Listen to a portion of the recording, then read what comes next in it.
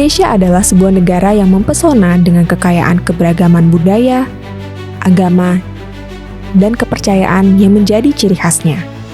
Dari Sabang hingga Merauke, ribuan pulau ini menjadi rumah bagi beragam etnis, bahasa, dan tradisi yang unik. Di tengah-tengah keindahan alamnya yang memukau, Indonesia menjadi tempat bertemunya berbagai kepercayaan dan agama, mulai dari Islam, Kristen, Katolik, Hindu, Buddha, Konghucu, hingga kepercayaan-kepercayaan tradisional yang turun-temurun diwariskan dari nenek moyang. Kehidupan beragama di Indonesia bukan hanya sebatas ritual dan praktik ibadah, tetapi juga mencerminkan toleransi dan penghargaan antar umat beragama. Keberagaman ini tidak hanya menjadi kekuatan bagi bangsa Indonesia, tetapi juga menjadi landasan bagi terwujudnya semangat persatuan dan kebersamaan dalam keberagaman atau Bhinneka Tunggal Ika yang menjadikan Indonesia sebagai negara yang unik dan membanggakan di mata dunia. Menurut data yang dirilis oleh Kementerian Dalam Negeri pada tahun 2022, Indonesia terbukti menjadi rumah bagi keragaman agama dan kepercayaan yang luar biasa. Dari data tersebut, terlihat bahwa mayoritas penduduk Indonesia memeluk agama Islam, dengan jumlah penganut yang mencapai lebih dari 240 juta orang. Selanjutnya, Kristen menduduki peringkat kedua dengan sekitar 20 juta penganut, diikuti oleh Katolik dengan jumlah sekitar 8,5 juta orang. Hindu, meskipun jumlahnya lebih sedikit, tetap menjadi agama yang signifikan dengan sekitar 4,6 juta penganut. Sementara itu, Buddha memiliki sekitar 2 juta penganut di Indonesia. Meskipun demikian, keberadaan minoritas seperti penganut Konghucu yang jumlahnya kurang dari 100.000 orang juga menjadi bagian penting dari keragaman agama di Indonesia. Data ini menegaskan bahwa keberagaman agama adalah salah satu kekayaan yang memperkaya dan memperkuat identitas bangsa Indonesia. Namun, dalam kenyataannya, masih terdapat beberapa kasus yang mengancam kedamaian dan keberagaman ini. Meskipun Indonesia dikenal sebagai negara yang menjunjung tinggi toleransi antar umat beragama dan kepercayaan, namun masih ada insiden-insiden yang terjadi, seperti konflik antar agama dan kepercayaan, intoleransi, dan diskriminasi yang mengganggu harmoni sosial. Kejadian-kejadian semacam ini menunjukkan bahwa upaya untuk menjaga dan memperkuat kerukunan antar umat beragama di Indonesia masih memerlukan perhatian dan tindakan yang lebih serius dari berbagai pihak. Di Indonesia, masih banyak terjadi diskriminasi terhadap kelompok agama dan kepercayaan minoritas, terutama dalam hal pembangunan rumah ibadat. Berdasarkan pemantauan media yang dilakukan di Indonesian Institute, dalam rentang waktu antara Januari 2023 hingga Januari 2024, tercatat beberapa kasus penolakan pembangunan rumah ibadat yang menunjukkan tantangan terhadap toleransi agama di Indonesia.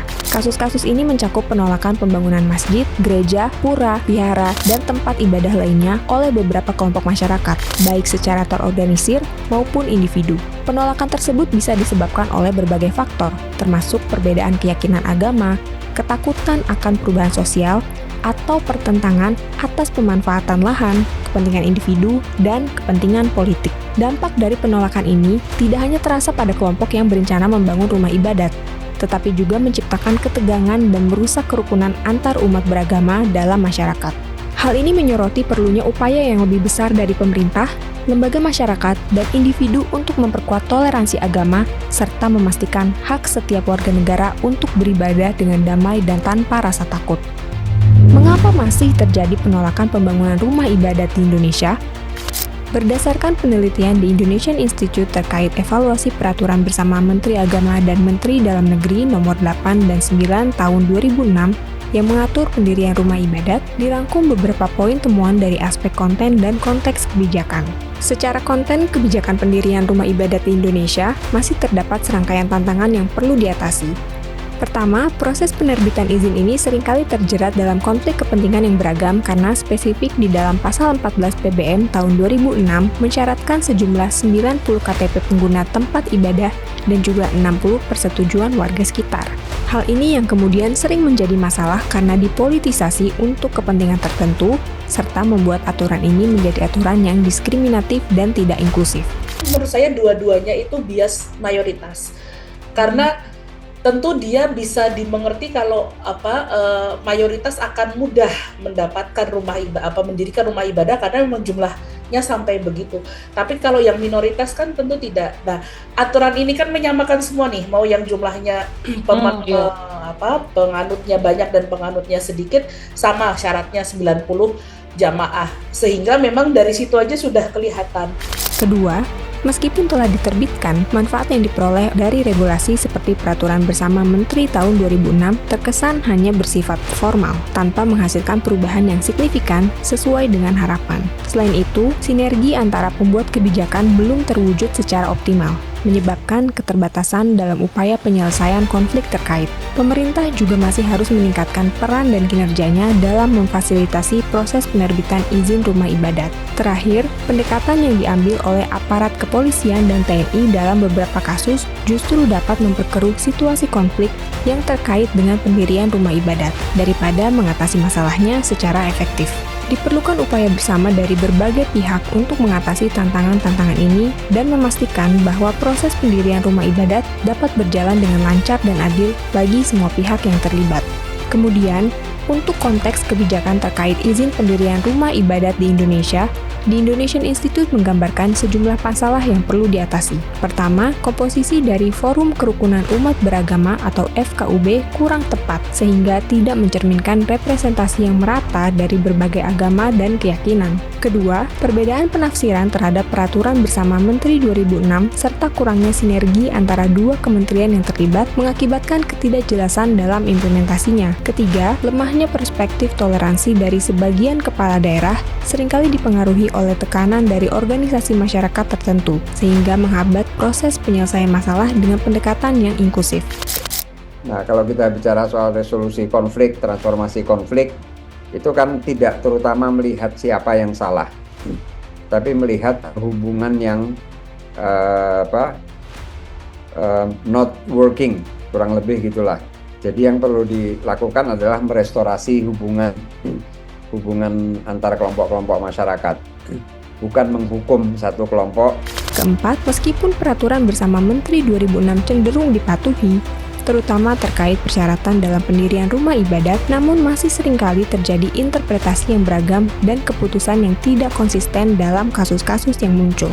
Diperlukan upaya serius untuk mengatasi tantangan-tantangan ini guna memastikan bahwa proses izin pendirian rumah ibadat berlangsung secara efisien, adil, dan sesuai dengan semangat kerukunan serta keberagaman agama di Indonesia. Apalagi di PPM kan juga ada sebenarnya. Ketika proses pendirian belum bisa terpenuhi karena syarat-syarat administrasi belum gitu ya. Kan harusnya pemerintah daerah memfasilitasi dengan menyediakan tempat ibadah sementara kan gitu. Nah, itu yang seringkali tidak dijalankan gitu. Hanya berhenti pada proses perizinannya gitu. Proses ini belum ada belum memenuhi syarat. Apa langkah-langkah yang dapat diambil untuk memperbaiki situasi ini? Dalam mengatasi tantangan ini, The Indonesian Institute memberikan rekomendasi sebagai berikut. Pertama, direkomendasikan untuk merevisi aturan persyaratan izin pendirian rumah ibadat yang dianggap diskriminatif dan multitafsir. Ini bertujuan untuk menciptakan kerangka regulasi yang lebih jelas dan inklusif. Kedua, disarankan untuk membuat mekanisme penyelesaian sengketa yang komprehensif dengan hasil yang mengikat sehingga dapat mengatasi konflik yang muncul dengan lebih efektif dan adil. Ketiga, diperlukan peningkatan perspektif hak asasi manusia atau HAM bagi aparat kepolisian dan TNI dalam menghadapi konflik terkait pendirian rumah ibadat untuk memastikan bahwa penanganan kasus-kasus tersebut berbasis pada prinsip-prinsip HAM. Keempat, direkomendasikan untuk mendorong penafsiran dan pelaksanaan Peraturan Bersama Menteri atau PBM yang kontekstual dan berbasis pemenuhan dan perlindungan hak atas kebebasan beragama dan berkeyakinan, guna menjamin bahwa proses izin pendirian rumah ibadat berlangsung secara adil dan sesuai dengan prinsip-prinsip demokrasi. Kelima, perlu ditingkatkan kesadaran masyarakat akan keberagaman, kerukunan, serta toleransi beragama dan berkeyakinan, agar dapat menciptakan lingkungan yang mendukung bagi proses pendirian rumah ibadat. Keenam, direkomendasikan untuk mengoptimalkan kinerja Forum Kerukunan Umat Beragama atau FKUB dengan memberikan dukungan sumber daya yang memadai. sehingga mereka dapat berperan lebih efektif dalam menangani konflik terkait pendirian rumah ibadah. Terakhir, perlu dilakukan kolaborasi multi pihak untuk mendukung pemenuhan hak dan perlindungan kebebasan terkait pendirian rumah ibadah, melibatkan berbagai stakeholder termasuk pemerintah, LSM, dan masyarakat sipil guna menciptakan solusi yang berkelanjutan dan inklusif. Oleh karena itu, menjaga keberagaman umat beragama dan berkeyakinan di Indonesia bukanlah hanya tanggung jawab pemerintah semata, tetapi juga menjadi kewajiban bagi seluruh aparatur negara serta masyarakat yang terdiri dari kita semua. Pemerintah perlu mengimplementasikan kebijakan-kebijakan yang mempromosikan toleransi, menghormati hak-hak agama minoritas, serta memberikan perlindungan terhadap kebebasan beragama bagi semua warga negara. Selain itu, aparat keamanan dan penegak hukum harus bertindak tegas terhadap segala bentuk intoleransi dan diskriminasi agama. Namun, tanggung jawab ini juga turut diemban oleh masyarakat secara keseluruhan. Kita, sebagai individu, harus memperkuat sikap inklusif, saling menghormati, dan membangun dialog antar umat beragama dalam kehidupan sehari-hari. Dengan demikian, kita dapat bersama-sama menciptakan lingkungan yang aman, harmonis, dan sejahtera bagi semua warga Indonesia tanpa memandang perbedaan agama atau kepercayaan. Marilah sama-sama menciptakan Indonesia yang damai dan harmonis, di mana setiap individu dihormati dan diakui hak-haknya tanpa memandang perbedaan agama atau keyakinan.